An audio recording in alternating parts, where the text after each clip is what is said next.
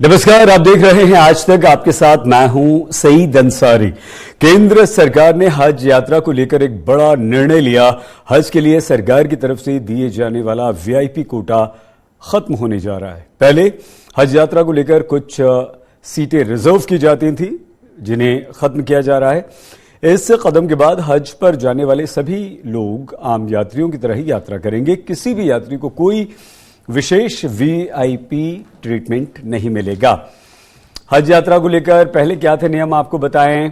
हज यात्रा के लिए सरकार के पास कोटा था, वीआईपी कोटा हुआ करता था। केंद्र सरकार ने इसे समाप्त करने का निर्णय कर लिया है। राष्ट्रपति को मिलती थी 100 सीटें, उपराष्ट्रपति के कोटे से 75 लोग जा सकते थे। प्रधानमंत्री के पास भी 75 सीटें थी।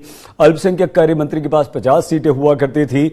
मतलब ये हुआ, हज कमेटी ऑफ इंडिया को भी 200 सीटें मिलती थी। वो वीआईपीज को दे सकते थे, अपने लोगों को दे सकते थे। वीआईपी कोटे से मिलती थी विशेष व्यवस्था। तो नई हज नीति के मसौदे में इसे समाप्त किया जा रहा है। जो विशेष व्यवस्था थी उसे नई हज नीति के मसौदे में समाप्त किया जा रहा है। मतलब यह हुआ कि अब किसी के लिए कोई विशेष व्यवस्था या रिजर्वेशन नहीं होगा। अब सभी हज यात्री हज कमेटी निजी टूर ऑपरेटर्स के द्वारा ही यात्रा पर जाएंगे। हालांकि अभी तक इस नई हज नीति को लेकर कोई औपचारिक घोषणा नहीं हुई है। नई हज नीति को लेकर जल्द ही घोषणा होने वाली है।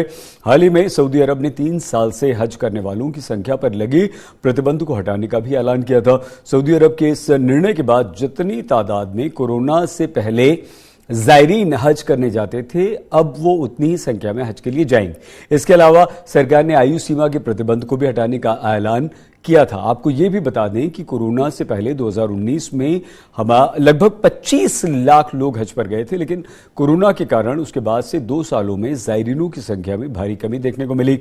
सऊदी अरब के हज और उम्रा मंत्री तौफीक अल राबिया ने रियाद में यह कहा कि सऊदी अरब इस साल हज यात्रियों की संख्या को सीमित नहीं करेगा। इसके अलावा उन्होंने कहा कि कोरोना के पहले की तरह ही जायरीनों को बिना किसी उम्र सीमा के हज करने की अनुमति होगी। इससे पहले जायरीनों की अधिकतर उम्र सीमा 65 वर्ष निर्धारित थी।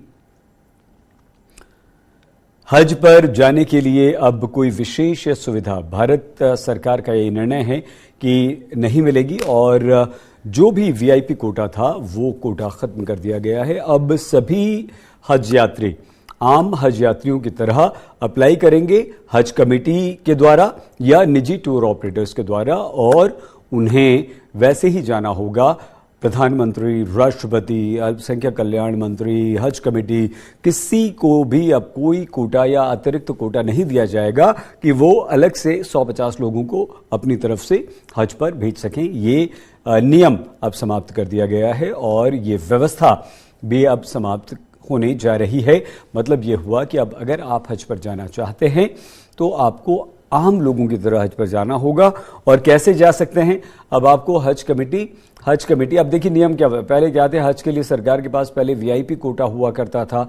राष्ट्रपति को 100 सीटें इस वीआईपी कोटे में मिला करती थी।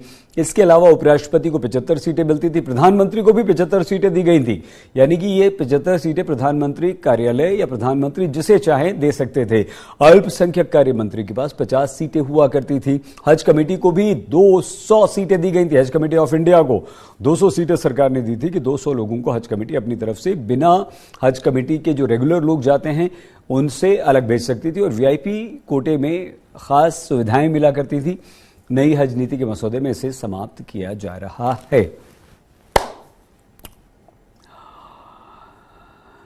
अब हज पर आप जाएंगे तो एक आम जायरीन की तरह, आम हज यात्री की तरह जाएंगे और वहां पर हज करें। इस बुलेटिन में फिलहाल इतना ही। आप प्लीज अपना बहुत ख्याल रखिएगा।